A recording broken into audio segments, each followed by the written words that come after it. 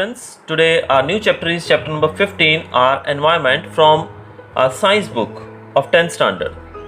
Now we are going to study here about our environment. This is a very familiar friendly chapter. जैसे कि आप जानते हैं कि आप जूनियर क्लासेस में भी इसके बारे में काफ़ी कुछ पढ़ के आए हैं, यानी कि हमारे एनवायरनमेंट के बारे में. तो एनवायरनमेंट आप जानते हैं क्या है, हमारा पर्यावरण. तो एनवायरनमेंट जो है उससे हम भली भांति वाकिफ़ हैं, यानी कि एनवायरनमेंट के ऊपर आप लोगों ने बहुत सारे एसेज वगैरह भी लिखे होंगे, आप जानते हैं. तो एनवायरनमेंट को हम लोग यानी कि हमारी सराउंडिंग, यानी कि एनवायरनमेंट मतलब हमारे आजू बाजू जो भी चीज़ है उन सबको हम हमारा एनवायरनमेंट कह सकते हैं. जैसे कि पेड़ पौधे, नदियाँ, नाले, ये सब हमारे एनवायरनमेंट में ही आ जाते हैं. और इन सबको बचाना हमारे लिए कितना ज़रूरी है ये भी सब आप जानते हैं. Right now we are facing lockdown situation. So lockdown situation में आप जानते हैं कि हमारी अर्थ ने काफ़ी हील किया है. कहते हैं कि बहुत सारा जो पोल्यूशन था, बहुत सारी हमारी रिवर्स जो हैं वो भी साफ़ हो गई हैं बिकॉज ऑफ दिस लॉकडाउन. तो ह्यूमन वेस्ट जो है वो नदियों को, इस एनवायरनमेंट को नुकसान नहीं पहुंचा रहा है. So let's start the chapter.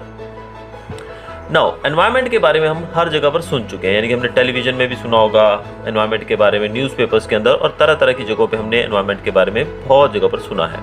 तो एनवायरनमेंट जो है, हमारे जो बुज़ुर्ग हैं वो भी हमको बताते हैं एनवायरनमेंट के बारे में कि पहले एनवायरनमेंट कैसा था, हेल्दी था, और अभी एनवायरनमेंट कैसा होगा, it is not that healthy comparatively. अब ऐसा भी कहा जाता है कि जो डेवलप्ड कंट्रीज़ हैं, बहुत सारी मीटिंग्स वगैरह होती रहती है डेवलप्ड कंट्रीज़ के अंदर और डेवलपिंग कंट्रीज़ के अंदर. अब ये डिस्कशंस किस इशू पे होती हैं, ये सब होती हैं एनवायरमेंटल इश्यूज़ के ऊपर ही, कि सब कंट्रीज़ जो है they are worried about the environmental problems. तो सब लोग चाहते हैं कि एनवायरनमेंट हमारा साफ़ सुथरा रहे और स्वच्छ रहे. अब हमें ये भी पढ़ना है कि हमारे एनवायरनमेंट के ऊपर किस चीज़ का ज़्यादा प्रभाव पड़ता है, यानी कि वो क्यों डैमेज होता जा रहा है. Now our first topic here is ecosystem. Ecosystem, what are its components? अब ecosystem को हम लोग पहले पढ़ेंगे. What is an ecosystem? अब ecosystem किसको बोलते हैं, आपने वर्ड तो सुना होगा बहुत बार, लेकिन ecosystem है क्या. अब सारे ऑर्गेनिज्म, जैसे कि हम बात करें तो plants, animals, micro organisms, human beings, as well as physical surroundings. मैंने ये चार नाम लिए यहाँ पर, प्लांट्स, एनिमल्स, माइक्रो ऑर्गेनिजम्स और ह्यूमन बीइंग्स का. इसके साथ हमारा फिजिकल सराउंडिंग, यानी कि हमारे आजू बाजू जो भी चीज़ है, हमारा वातावरण, पर्यावरण, सब कुछ, they interact with each other and maintain balance in nature. यानी कि ये सब चीज़ें एक दूसरे के साथ मिलकर, एक दूसरे के साथ इंटरेक्ट करके ये बैलेंस बना के रखती है नेचर के अंदर, और इसी को हम कहते हैं ecosystem. All the interacting organisms in an area together with the non-living constituents of the environment form an ecosystem. अब ये सब चीज़ें, यानी कि जो हमारे आजू बाजू में जो भी ऑर्गेनिजम्स हैं, जो हमने ऊपर नाम लिया इनका, ये organisms along with non living constituents, यानी कि जो नॉन लिविंग थिंग्स भी हैं, जो इन सबको मिला के हम इकोसिस्टम बनाते हैं. Thus, an ecosystem consists of biotic components comprising living organisms and abiotic components. So, biotic ecosystem के अंदर biotic components आ जाते हैं, यानी कि living, और abiotic components. Abiotic components में जैसे non living, जिसमें आ जाता है temperature, rainfall, wind, soil and minerals. अब ये सब चीज़ें मिलकर हमारा इकोसिस्टम बनाती हैं. So we can say that ये सब चीज़ें हमारे लिए बहुत ही इंपॉर्टेंट हैं, और हम कह सकते हैं कि ecosystem is very important for us. हमारा इकोसिस्टम बहुत ही हमारे लिए इंपॉर्टेंट है. तो इस प्रकार से हम इसके बारे में आगे डिटेल में पढ़ेंगे. Now let's study. For example, if you visit a garden you will find. अगर आप एक गार्डन में जाते हैं, इसको और क्लैरिफाई करने के लिए हम देखते हैं कि गार्डन में जाते हैं तो वहाँ पर आपको क्या मिलेंगे, अलग अलग तरह के प्लांट्स मिलेंगे. ठीक है, जैसे कि उसमें ग्रास होगी, ट्रीज़ होंगे, फ्लावर बेयरिंग प्लांट्स होंगे, जैसे कि रोज़, जैस्मिन एट्सेट्रा. इसके अलावा वहाँ पर क्या मिलेगा आपको, फ्रॉग्स, यानी कि एनिमल्स मिलेंगे, जिसमें फ्रॉग्स हो गए, इंसेक्ट्स हो गए, और इवन बर्ड्स, बहुत बहुत तरह के बर्ड्स भी आते हुए आपको वहाँ दिखाई देंगे. अब ये सब जो है ये एक दूसरे के साथ इंटरेक्ट कर रहे हैं, यानी कि इन सब का एक दूसरे के ऊपर डिपेंडेंट है, ये सब एक दूसरे के ऊपर फॉर देयर ग्रोथ, यानी कि अपनी अपनी ग्रोथ के लिए. जैसे कि वहाँ पर पशु पक्षी जो हैं, बर्ड्स आ रहे हैं, वो वहाँ पर घास में पाए जाने वाले इंसेक्ट्स को खाते हैं. इंसेक्ट्स जो हैं उनको फ्रॉग्स भी खाते हैं. वहाँ पे पेड़ पौधे हैं, उनको इंसेक्ट्स खाते हैं.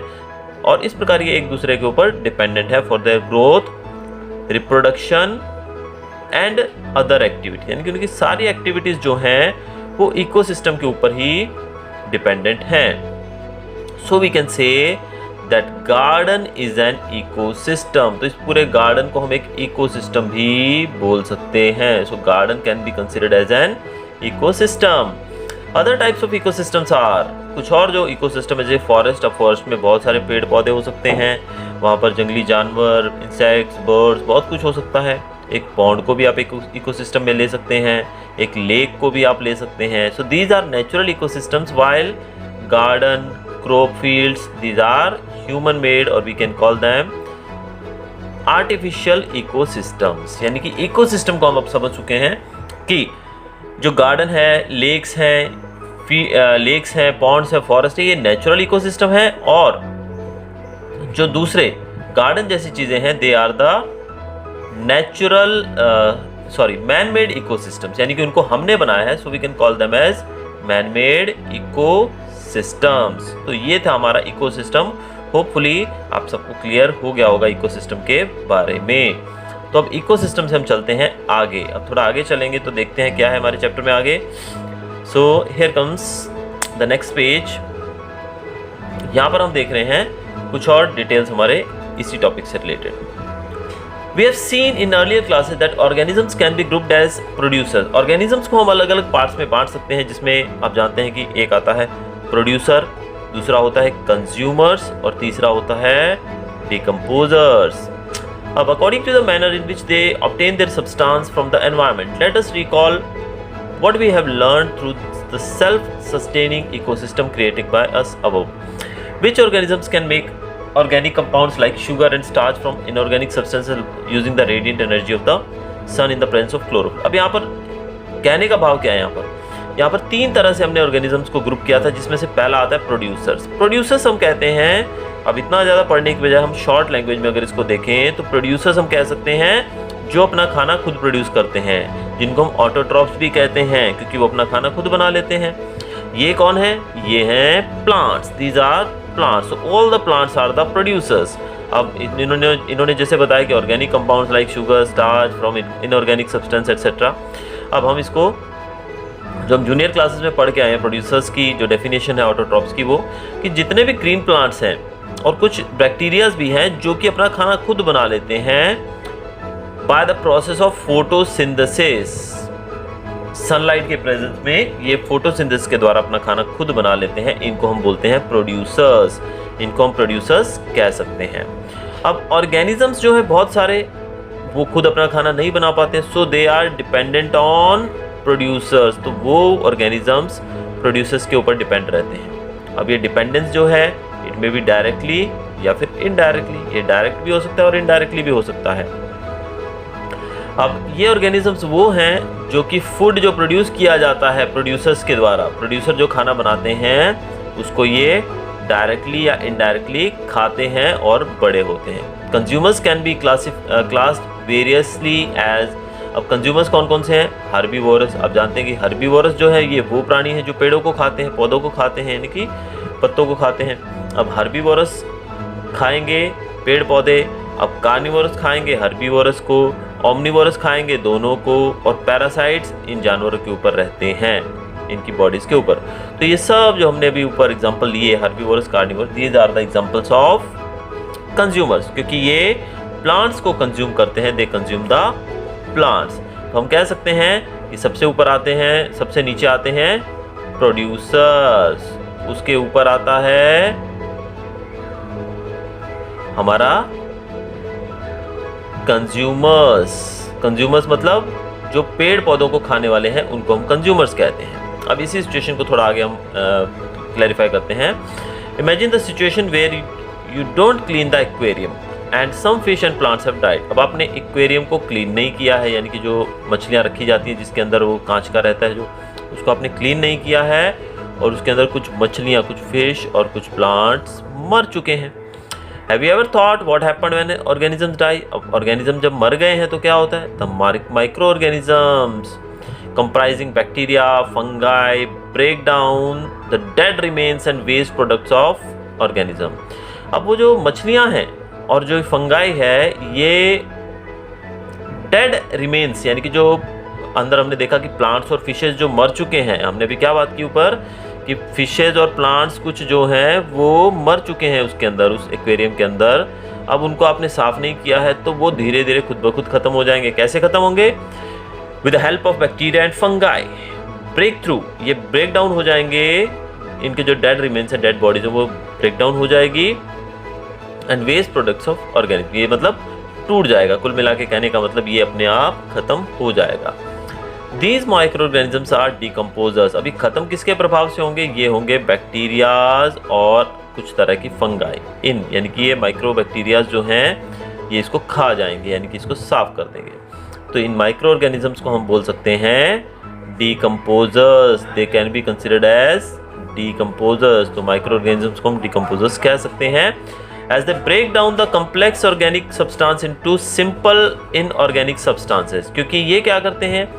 ये कम्प्लेक्स ऑर्गेनिक सब्सटेंस को, किसको? कम्प्लेक्स, यानी कि जो बॉडी है, जो प्लांट्स हैं या फिर जो फिश की डेड बॉडीज हैं, they are complex organic compounds. अब ये क्या करेंगे? उनको इनऑर्गेनिक सब्सटेंसेस में तोड़ देंगे, यानी कि सिंपल इनऑर्गेनिक सब्सटेंसेस में तोड़ देंगे। That go into the soil and are used up once more by the plants. और ये धरती के अंदर जाएंगे, सॉइल के अंदर मिल जाएंगे और फिर से प्लांट्स इसको यूज कर सकते हैं।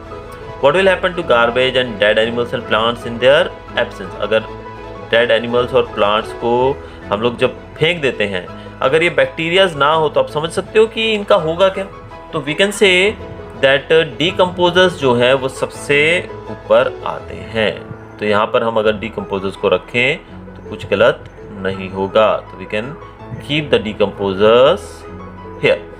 अब इसका मैं थोड़ा सा और आपको एग्जांपल देना चाहूँगा कि जैसे कि आप जानते हैं कि आप कहीं से गुजरते हैं तो वहाँ पे आपको स्मेल आती है, फाउल स्मेल, एक खराब स्मेल आती है। तो आप देखते हैं तो आजू बाजू में ऐसा लगता है कोई जानवर मर गया है। तो वहाँ पे आपने देखा है कोई गाय, भैंस या कोई जानवर, डॉग वगैरह मरा पड़ा है। जब आप 2-3 दिन वहाँ से गुजरोगे तो धीरे धीरे आप पाओगे कि उसकी बॉडी बिल्कुल ही खत्म हो गई है, हड्डियाँ बची हैं। अभी उसकी बॉडी कहाँ गई? उसकी बॉडी कोई वहाँ से गायब नहीं होगी। That doesn't, we can't say that it is invisible. वो वहाँ से गायब हो गई, डिसअपीयर्ड हो गई है। इसका रीज़न क्या है? इसके लिए रिस्पॉन्सिबल हैं डिकम्पोजर्स। डिकम्पोजर्स जो हैं वो उस डेड बॉडी को खा जाते हैं, वो धीरे धीरे उसको खा जाते हैं और वो बॉडी डिकम्पोज होके वो धरती के अंदर, सॉइल के अंदर मिल जाती है और इससे सॉइल की फर्टिलिटी बढ़ जाती है। और जो प्लांट्स वहाँ पे उगते हैं वो फिर से उसी एनर्जी को, वही जो उसकी बॉडी के पार्ट्स थे जो ज़मीन में मिल गए, उसको लेकर, उससे न्यूट्रिएंट लेकर वो बड़े हो जाते हैं। फिर उनको कोई ना कोई पशु पक्षी जानवर खाते हैं और फिर उनको कार्निवोरस खाते हैं और फिर जब वो मरते हैं तो फिर उनकी बॉडी डिकम्पोज होती है। तो इस तरीके से एक साइकिल ये चलता ही रहता है। तो ये था हमारा डिकम्पोजर्स, प्रोड्यूसर्स और कंज्यूमर्स के बारे में। अब हम नेक्स्ट टॉपिक हमारा शुरू करते हैं।